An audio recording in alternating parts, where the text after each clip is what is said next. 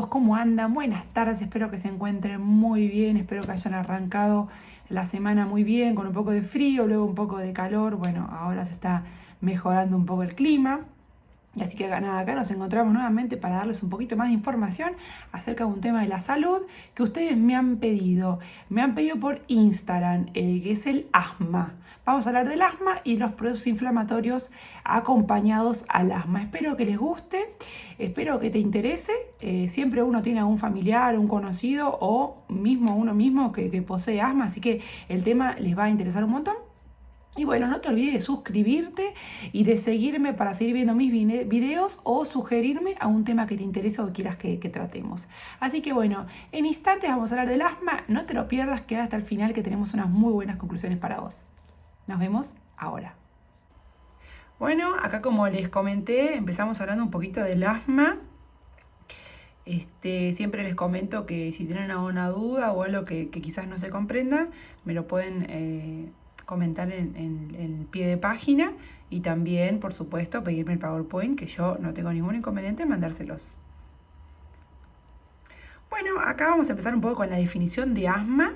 ¿Qué es el asma? Quizás la mayoría sabe, pero no sabe por qué se genera y qué significa. Así que sepan que el asma bronquial, como dice la definición, es un síndrome caracterizado por la obstrucción generalizada reversible de las vías aéreas, que se instaura de forma recurrente debido a que existe una tendencia incrementada a la broncoconstricción.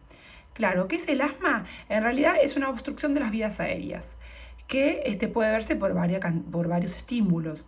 Cada paciente tendrá diferentes estímulos que hacen que genere el asma.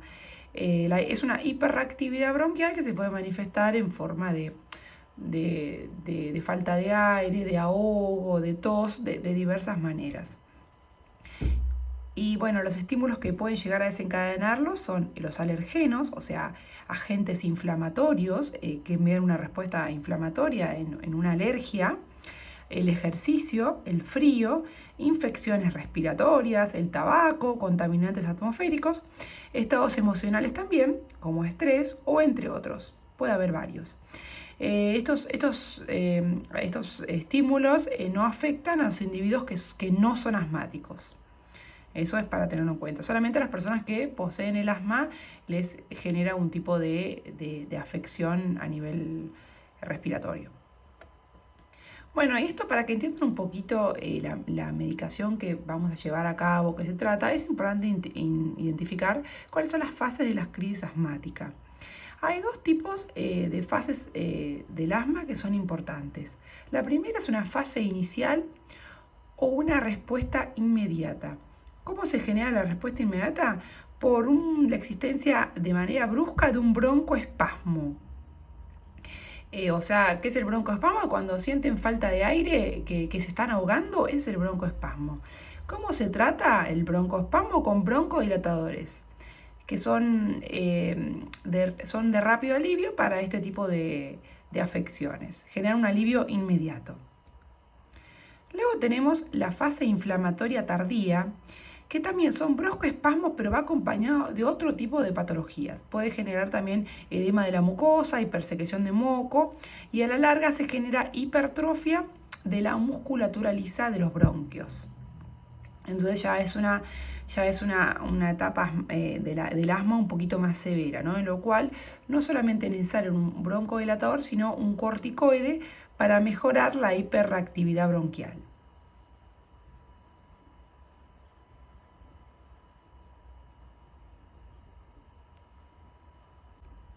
Bueno, acá vamos a lo que sería lo importante del PowerPoint, cuáles son los antiasmáticos que se utilizan para las diversas fases del asma. Los principales, los que tienen que tener en cuenta, los que más utilizamos, son los broncodilatadores. ¿Qué son los broncodilatadores? Hay varios tipos de broncodilatadores. Tenemos un tipo que se llama agonistas beta 2 adrenérgicos. ¿Por qué tienen ese nombre tan particular? Quizás si alguien estudia a una rama de la salud, que esté viendo el video, o que ya es profesional, puede llegar a comprender qué significa el agonista beta 2 adrenérgico. Pero si es alguien que quizás no está tan involucrado en este área, es complicado comprender. Así que más adelante, luego de explicar los antiasmáticos, Voy a dar un detalle de qué son los beta 2 adrenérgicos. Me voy a adelantar un poco y voy a decirles que se llama así por un tipo de receptor que se llaman, hay varios tipos de receptores, ¿no? Pero tenemos receptores beta y receptores alfa, que muchos de ellos se encuentran en los bronquios y generan una respuesta en el organismo dependiendo, ¿no?, si, digamos, son agonistas de los receptores o son antagonistas. Es decir, si se unen o si inhiben su unión. En este caso, se unen los agonistas beta-2 adrenérgicos y generan una respuesta a nivel de los bronquios. Y también puede generar una respuesta en otro tipo de órganos, ¿no?, dependiendo en dónde se encuentren los receptores. Luego, más adelante vamos a detallar un poco de este tema. ¿Cuáles son? Que son los más conocidos, que son los que les dije que se utilizan para una respuesta inmediata: salbutamol, fenoterol, formoterol, salmeterol. Esos son los más conocidos. Luego tenemos los relajantes de la fibra muscular lisa, también son utilizados, teofilina y aminofilina.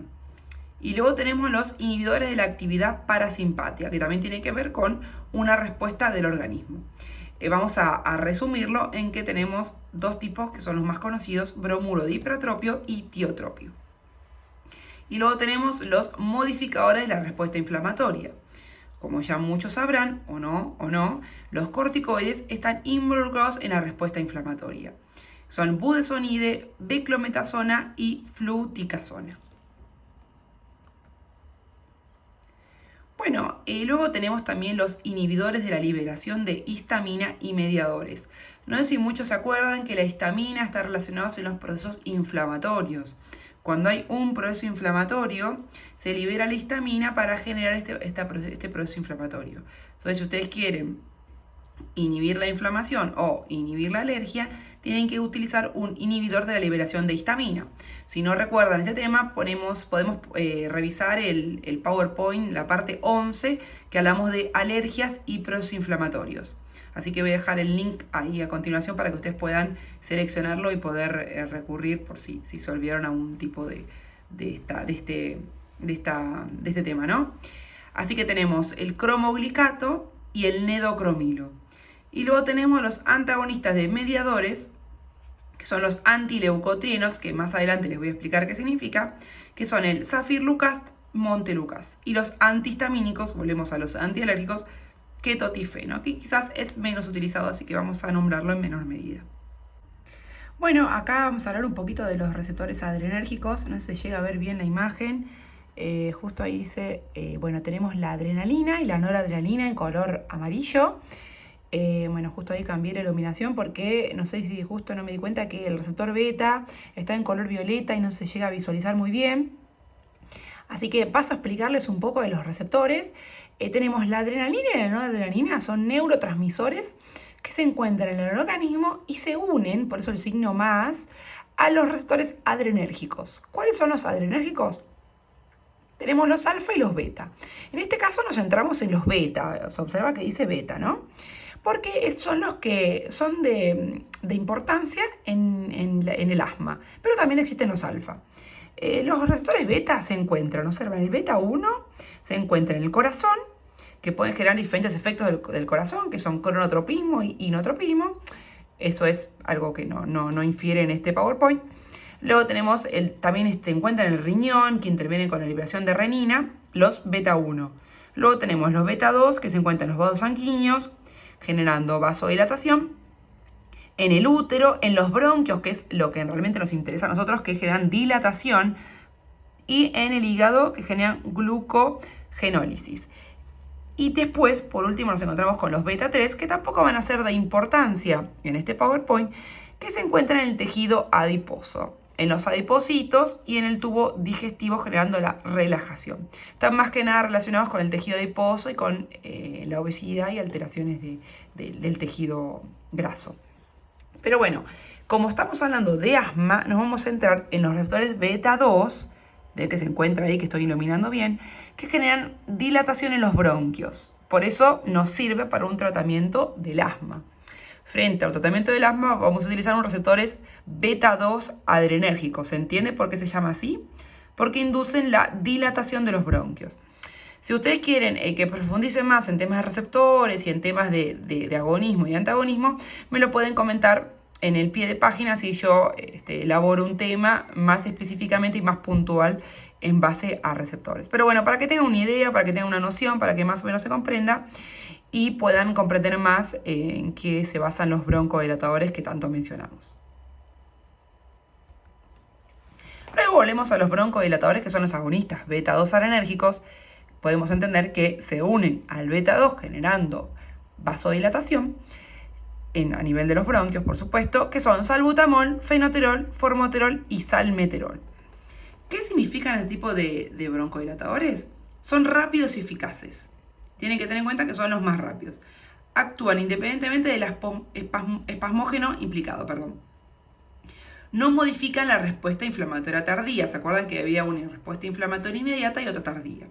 Por eso, si ustedes quieren un antiasmático que regule la respuesta inflamatoria tardía, tenemos que recurrir a un corticoide, que es, por ejemplo, beclometasona, ¿no? O la combinación de salbutamol con beclometasona, o hay múltiples combinaciones de corticoide con broncodilatadores. Y bueno, acá hablamos un poquito también de los receptores. La selectividad beta-2 o beta-1 aumenta al utilizar la vía inhalatoria, con rápida broncodilatación, como por vía intravenosa, pero con menos reacciones adversas. ¿Qué quiere decir esto? Que si es un agonista beta-2, que son los que estamos hablando ahora, deben ser utilizados por vía inhalatoria para tener menos efectos adversos. Porque puede haber broncodilatadores que tengan selectividad por el beta-1, que es el otro receptor, que al también encontrarse en el corazón pueden tener afecciones a nivel cardíaco y mayores efectos adversos. Entonces siempre es preferencia un agonista beta-2 y utilizar siempre por vía inhalatoria. Bueno, ¿cuáles son las reacciones adversas de tipo de fármacos? Por vía oral, que son por supuesto los menos utilizados, temblor fino, taquicardia, palpitaciones, nerviosismo, pero que son casi indetectables si se administran por vía inhalatoria. Como la mayoría se administra por vía inhalatoria, las reacciones adversas son escasas.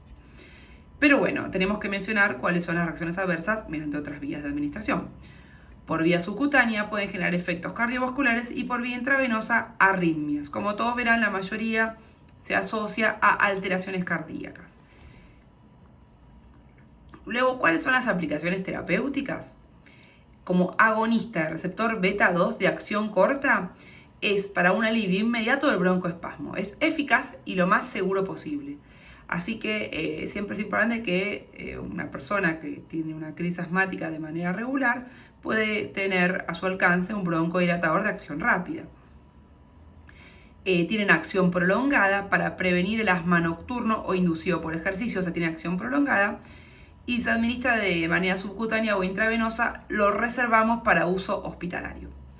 Luego sabremos que el salbutamol, que es el más conocido, se puede administrar en aerosol o también puede administrarse en soluciones para nebulizar conjuntamente con la solución fisiológica. Es muy común que lo utilicen en solución, puede ser con fisiológica o simplemente solo la fisiológica, para un alivio también de manera inmediata. Bueno, vamos a hablar un poquito de los relajantes y la fibra muscular lisa. Tenemos la teofilina y la aminofilina. ¿Qué vamos a hablar de la teofilina? Que es poco soluble, por lo que se sintetizaron complejos y derivados que mejoran su solubilidad y absorción. Quizás es difícil de administrar por su solubilidad, entonces se ha optado por otra opción, como la aminofilina, que es la teofilina con etilenodiamina. Es un complejo que es mucho más soluble que la teofilina, por lo tanto tiene una mejor respuesta terapéutica. Este complejo proporciona niveles plasmáticos equivalentes al 80% de los obtenidos con la misma dosis de teofilina anhidra. ¿Qué queremos decir acá? Que tiene una mayor eficiencia que la teofilina administrarla de manera independiente. ¿Cuáles son los efectos adversos? Puede ser de manera gastrointestinal, se puede generar intolerancia, náuseas, ardor, vómitos y diarrea. Puede haber alteraciones neurológicas, intranquilidad, irritabilidad e insomnio, o cardíacos, taquicardia. Nunca faltan los efectos adversos cardíacos. Bueno, acá vamos a hablar de otro tipo de fármacos para el asma, que son conocidos como los anticolinérgicos. Acá tenemos el atropina, hiperatropio y tiotropio. El principal anticolinérgico broncodilatador, el más conocido, es el bromuro hiperatropio, seguramente que lo deben conocer. Viene en forma de aerosol, es un derivado cuarto de la atropina, así que tiene un efecto tópico, como estamos diciendo, en forma de aerosol. Por vía inhalatoria tiene poca penetración en el epitelio bronquial, por lo que se minimizan los efectos secundarios propios del bloqueo muscarínico, y puede utilizarse en adultos, en adolescentes, en niños, dependiendo de su dosificación. Se puede utilizar siempre y cuando, por supuesto, que el profesional médico le indique cuál es la dosis adecuada de acuerdo a la edad de cada paciente, ¿no? Pero bueno, es conocido más bien como efecto tópico en forma de aerosol. Y luego nos referimos a los glucocorticoides, también muy mencionados y muy importantes para el tratamiento del asma. Siempre, como todo lo que venimos diciendo, siempre tiene que ser con recomendación médica. Pero bueno, vamos a hablar de la prednisona e hidrocortisona, la metilprednisona y los más utilizados, que son beclometasona, fluticasona y budesonide. Bueno, la prednisona e hidrocortisona se utilizan por vía sistémica. El beclometasona, fluticasona y budesonida son por vía inhalatoria. Tiene una acción tópica, reduciendo el paso a la circulación sistémica y evita los efectos secundarios. ¿Qué significa? Que al utilizarlo por vía inhalatoria evita el paso sistémico por el organismo, por el metabolismo por el hígado, y evita efectos adversos a nivel gástricos. Por ejemplo, el budesonide, que es uno de los más utilizados, se puede administrar en aerosol o también en gotas para nebulizar junto con la solución fisiológica. Al igual que el salbutamol con la solución fisiológica, también puede utilizarse el budesonide con la solución fisiológica. Puede usar o uno u otro. Y luego tenemos la metilprednisona, utilizada solamente por vía oral. ¿Qué tienen que tener en cuenta de los corticoides? Que en dosis única no bloquean la respuesta inmediata a alergenos. ¿Qué significa? Que no sirven para una crisis asmática inmediata. Para eso vamos a utilizar los broncodilatadores, pero sí se utilizan para una respuesta inflamatoria tardía y la consecuencia hiperreactividad bronquial. ¿Por qué? Porque inhiben la infiltración pulmonar tardía por macrófagos, eosinófilos y linfocitos T, que son los mediadores de la respuesta inflamatoria. Entonces, ¿qué hacen? Bloquean la respuesta inflamatoria mediada por células. Disminuye la hiperreactividad, y esto es gradual y puede requerir varios meses, no es que de un día para el otro, puede requerir un tratamiento bastante extenso. Pero la administración continuada disminuye la respuesta inmediata, efecto reparador del epitelio. Así que tienen que tener en cuenta que su uso es a largo plazo, y también, esto es muy importante, que permiten sensibilizar los receptores beta pulmonares, los que veníamos diciendo antes, los beta 2. Por lo tanto, aumentan la respuesta a los beta 2 y ayudan a prevenir el desarrollo de tolerancia, que esto es muy importante. ¿Qué es la tolerancia? La tolerancia es cuando, creo que en otro momento lo hemos mencionado, cuando requiere mayor cantidad de dosis de un fármaco para generar el mismo efecto.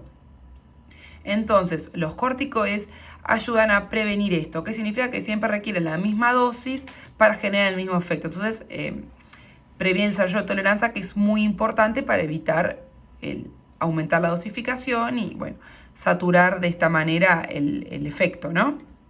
Así que tengan en cuenta que los corticoides son muy importantes y muy utilizados para fases tardías, y siempre recomendados con el médico. ¿Cuáles son las reacciones adversas? Como siempre se inhalan los corticoides, los más utilizados para el asma, o sea, también existe en vía oral, pero los más utilizados son inhaladores, son leves e infrecuentes, porque son bajas dosis. Lo que es muy importante, que tienen que tener en cuenta, que puede generar candidiasis orofaringia, sobre todo, por supuesto, solamente con los inhaladores. Entonces, ¿qué tienen que hacer? Que luego de inhalarlos, tienen que enjuagarse la boca. Siempre se debe enjuagar la boca rápidamente para evitar la candidiasis orofaringia. Y por vía oral, bueno, las reacciones adversas que todos los corticoides poseen: osteoporosis, hipertensión arterial, aumento de peso, diabetes, entre otros. Siempre a mayor dosificación y tiempo. Pero como la mayoría son vía inhalatoria, estos efectos adversos son prácticamente escasos o no existen.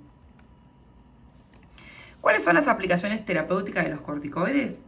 Los inhalados son de elección para el asmático adulto que necesita una broncodilatadora varias veces al día. Por vía oral, para exacerbaciones del asma grave o mantenimiento, a pesar de los inconvenientes, cuando el asma se torna grave y resistente. Cuando el asma ya no hace efecto un broncodilatador, van a requerir lamentablemente un corticoide por vía oral. Y por vía intravenosa para una exacerbación grave que requiere una respuesta inmediata, ¿no? Todo lo que es intravenoso siempre es, por supuesto, de manera más rápida su efecto.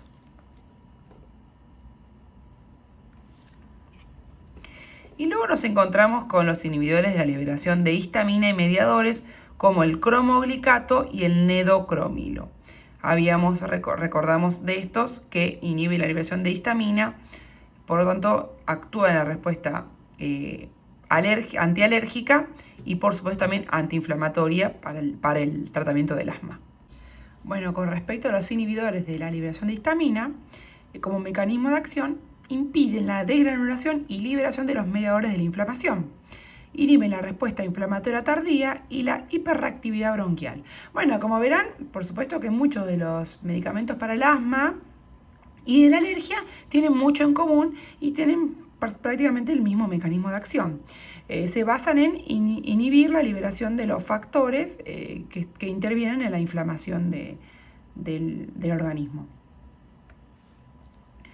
¿Cuáles son las características farmacocinéticas? El cromoglicato disódico tiene poca absorción por vía oral.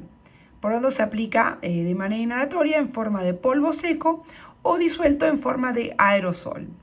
Y el nedocromilo también por inhalación y no tiene ventajas clínicas sobre el cromoglicato. Así que el más utilizado es el cromoglicato disódico. Es el que más utiliza y lo van a conseguir mayormente en farmacia y es de mayor uso clínico.